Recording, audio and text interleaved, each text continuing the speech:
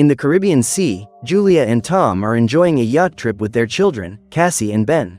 While father and son practice fishing, Cassie listens to music on her headphones and Julia decides to go for a swim near the ship. Suddenly, a strong current begins to pull her and, within a few minutes, she realizes that the yacht is too far away. Desperate, Julia screams for help from her family, but Cassie can't hear her and Ben is distracted trying to catch a fish. Luckily, Tom hears his wife's screams and speeds up the ship to reach her. He then jumps into the sea, brings Julia back and, after this scare, she says she doesn't know why the current pulled her in, as the sea seemed to be calm. Even so, Tom is relieved that his wife is okay and warns everyone not to try to swim away from the ship. Later, the family gathers around the table to celebrate Ben's 13th birthday, starting with the delivery of presents. The young man gets a new laptop from his father, a jellyfish mask from his sister and a Dominican necklace from his mother to protect him from bad spirits. Afterwards, the four of them take a photo together and prepare to cut the cake, until Cassie receives a video call from her boyfriend Adam. The young man is anxious to see his girlfriend, but his call is interrupted when the camera shows a strong storm around the city. Cassie finds this strange, as she's never seen a storm like it and warns her parents about it. However, at the same moment, everyone hears sounds approaching and realizes that they are humpback whales swimming close to the yacht. They seem to be migrating somewhere and one of them ends up colliding with the ship, forcing Tom to take a look at the hull to see if there has been any damage. Minutes after entering the water, he emerges saying that he has been injured by some marine animal. He can't say what it was, but the attack left a deep gash in his shoulder and Julia rushes to bandage it. To make matters worse, one of the propellers has been damaged by the whales, and now they'll need help to tow the yacht back to port. Julia tries to send an emergency call on the radio, but no one gets back to her and the cell phones are out of range. They can only hope that help comes soon, because according to Tom's estimate, the family only has resources for 4 days. Everything only gets more complicated when they see a flash coming from the sky, as if they were meteorites. One of them falls very close to the ship and Tom tries to start it, but with the second propeller damaged, the engine can't cope and ends up overheating. When he looks more closely, he realizes that they are not meteorites, but pieces of satellites, with more of them coming towards the yacht. Tom quickly embraces his wife and children to use his body to protect them, but fortunately the object doesn't hit the ship. Still, it's too dangerous to be outside, so the family goes into the cabin and closes all the doors and windows, but the impact of the satellites causes the yacht to lose control. The movement of the ship causes Ben to hurt himself and his parents help him up, leaving him safely on the sofa. Tom then equips his children with lifeboats and struggles to reach the radio to call for help, but a strong storm breaks out, causing the ship to rock even more. The whole situation makes Julia bleed from the nose and Cassie feels increasingly nauseous. Ben also suffers severe discomfort and tries to run towards his room, but the ship keeps rocking and he stumbles on the stairs.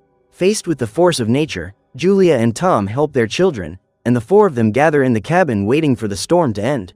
After hours of tension, the family wakes up the next morning safe, but the ship has been seriously damaged. The four of them leave the cabin and go to check what has happened, but to everyone's amazement, they find the ship in the middle of a huge barren wasteland. Not only that, but it seems that the entire ocean has been washed away to another part of the planet, leaving only a gigantic desert. Tom suspects that just as happened 700,000 years ago, the planet's poles have reversed, changing the position of the seas and the land. If this is true, there's a good chance that millions of people have lost their lives due to the giant waves of ocean movement on the surface. On hearing this, Cassie despairs, fearing that something bad has happened to Adam, and locks herself in the ship's bedroom. Her parents try to calm her down, but they can't waste any more time and set off to repair the ship and stockpile as much water and food as possible. Ben also decides to help and uses the balloons from his birthday, tied to a rope, to act as a signal in case there are any survivors nearby. At the same time, Tom manages to fix the radio and tries to make contact once again, when he gets a call back from a guy called Now. He claims to be the captain of a submarine that was exploring the depths of the sea, but which, due to the reversal of the poles, ran aground in the middle of the earth. The captain also says that this event could be a natural phenomenon, in response to the acts of pollution and environmental destruction caused by humans. What's more, his submarine's computer indicates that this event will be repeated in just under a week. As a result, the ocean will return to its natural state, destroying everything in its path. Now advises the family to find the highest place possible, otherwise they will have no chance of surviving the colossal impact of the water. Before ending the call, Tom asks if the submarine would be able to withstand the impact and Now believes it is possible, but there is only room for 3 people. Fearing for their children's lives, The couple beg him to let Cassie and Ben stay on the submarine to ensure their survival. He does accept and gives them the coordinates of his location, which is 3 days' journey from where they are. Now that they've found a solution, Tom tells his family to rest for the night, because the next morning, they'll start the journey to the submarine. At dawn, the group gathers as much food and water as they can carry, until Tom sees a mysterious man approaching the ship. He promptly goes up to the guy, who is carrying a harpoon and accompanied by a dog. As a token of goodwill, Tom offers him a bottle of water, but as soon as he finishes drinking, the guy knocks Tom down with one blow and then hits him with the harpoon. Seeing this, Julia runs desperately to help her husband, but the criminal finishes Tom off with a blow to his throat. Helpless to do anything, the woman runs to warn her children, but the man with the harpoon throws his weapon, hitting Julia in the shoulder. Even though she's wounded, she runs to the ship and locks herself inside with her children, while the criminal approaches and tries to force his way in.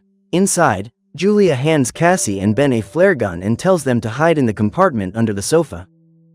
She then locks herself in the bathroom, taking a knife with her to defend herself. Seconds later, the guy manages to break into the boat and grabs a can of food, while looking for the survivors.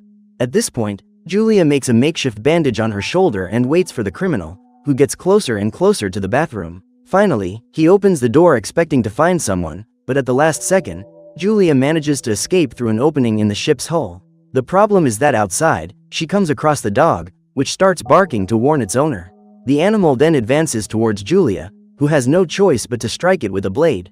When he hears his pet's sounds of pain, he runs to see where the dog is and finds its body on the floor. This only infuriates him more, and he sets off to find Julia, who manages to sneak onto the ship from the front.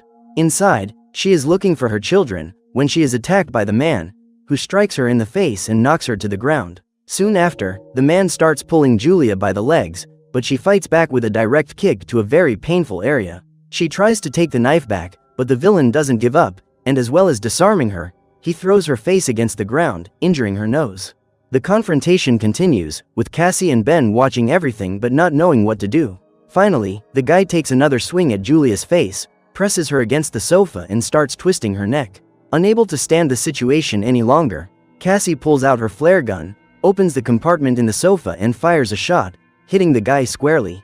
What's more, the gunshot causes a fire in the kitchen and Julia rushes to get the groceries before everything is destroyed. As soon as she picks up the backpack, the criminal tries to attack her again, but she strikes back with a direct kick to his face. She then rushes to meet her children, who see their father's body and hug him, asking him to react. Tragically, Tom has lost his life and the family will not be able to mourn his body, as the man with the harpoon is still alive and walking towards them. The three of them then run towards the mountains, and as soon as they manage to get some distance, they stop for a while to recover their energy. Ben, however, is still tormented by what happened to his father and feels guilty, believing that the signal from the balloons attracted the criminal to the ship. However, their mother assures them that he is not responsible and promises to take the children safely away. After this brief respite, the three of them resume their journey towards the submarine, until a few minutes later, Ben encounters a hammerhead shark, which won't be able to resist for long due to the lack of water. His mother tells him to keep moving, because when she looks through her binoculars, he sees the criminal walking towards them. The family hurries to get out of there, and along the road, they find several signs of human pollution, such as scattered oil barrels and plastic bottles everywhere. More hours pass and Ben begins to feel ill from the effects of dehydration. His mother rushes to get the bottle of water, but because of Cassie's carelessness, she didn't close the lid properly, and now there are only a few drops left to drink. Julia is furious with her daughter for her mistake, because without water they won't be able to survive until the end of the journey. The two begin to argue, with the girl saying that the whole journey is pointless, but Julia reprimands the girl for saying this and tells everyone to keep going. Finally, the trio find a crashed plane in the middle of the desert and decide to use it as a shelter for the rest of the day.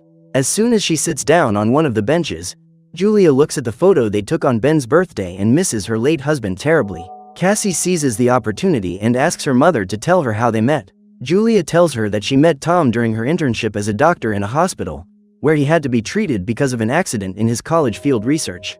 Julia took care of him, and as soon as he regained consciousness, Tom fell in love with her at first sight and the two began a relationship. Due to his course, Tom had to return to Germany, but within a few months, he returned with a job opportunity in Miami. The only condition for taking the job was that Julia accepted, so he asked her to marry him. Without thinking twice, she accepted and the couple built a happy life together. but everything is falling apart after Tom is eliminated by the same man who is now persecuting his family. After hearing the whole story, the three of them cry with longing for Tom and try to rest for the rest of the day.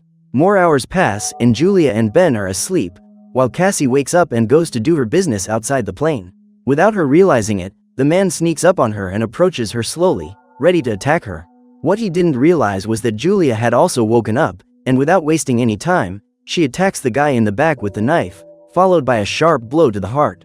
Not satisfied with seeing the man who took her husband's life wounded, Julia begins to strike him repeatedly, unleashing all her fury. Cassie watches her mother's rage in shock, then hugs her so that she can drop the weapon and come to her senses. Finally, the stalker was eliminated and the family could rest easy for the rest of the night. However, the next day, they go to check on the man's body and realize that it has been destroyed by some animal. Julia fears that there is something or someone even more dangerous than the criminal nearby and tells her children to continue their journey.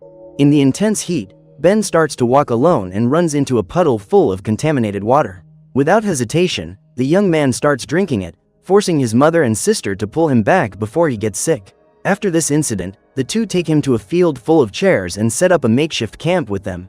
Julia then uses a medicine on her son to prevent him from getting sick from the water.